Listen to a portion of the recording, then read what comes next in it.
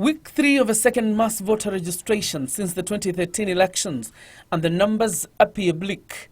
Out of a targeted 4 to 6 million new voters, only 2.1 million Kenyans have turned to register ahead of a February 14th deadline, with IEBC Chair Wafula Chebukati expressing concerns over the numbers. The Commission has recorded 2,164,185 applicants for registration as voters in the third week. This is the third week after a long campaign. And this figure represents only half of our weekly target, which is that's 50.54%. We've done our best. We said that we've deployed over 25,000 officers to avail registration services across the country. Northeastern region takes the lead in registering new voters with 80.57%, followed by Central Kenya at 66.23%. Rift Valley comes third with 58.7%. Eastern region has 52.16%, followed by Coastal Nairobi. Nyanza and Western regions continue to fare poorly in latest statistics with 41.5% and 35.7% respectively. To try and show up the numbers, the Commission will from tomorrow begin registering students in various institutions of higher learning across the country. To succeed in this exercise, the Commission relies on the support of the administration of these universities and the respective student leaderships. The students will be allowed to register for any registration from any registration center of their choice countrywide.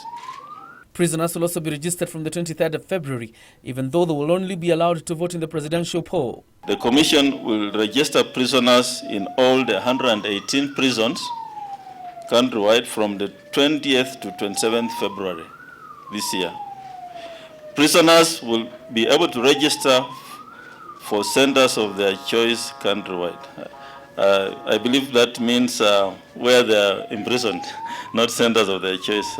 A registered voter caught up in the milieu of sharing identity cards has 10 days to confirm their data or risk deregistration. Persons whose names are listed are requested to visit the IEBC constituency offices where they were registered to verify and correct any discrepancies that may exist. Those who will not have verified and corrected their records within 10 days from the date of publication, that is 6th of February, 2017, we run the risk of having their names being expunged from the register of voters.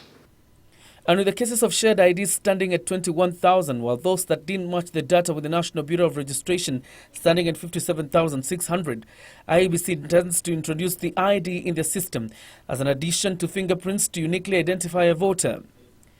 But the hopes of Kenyans residing in countries outside the continent to vote in the August elections have been dashed after IEBC announced that it will register Kenyan voters in 5 countries only. Based on the changes in the new laws that only came up in January, we have looked at the logistics of it all, and we have found that we cannot, much as we would love to do that, practically we will not be able to extend those services to countries beyond Africa. South Africa has been added to the list since Kenyans in Uganda, Burundi, Tanzania and Rwanda were also registered in 2013 and will also benefit from the mass voter registration.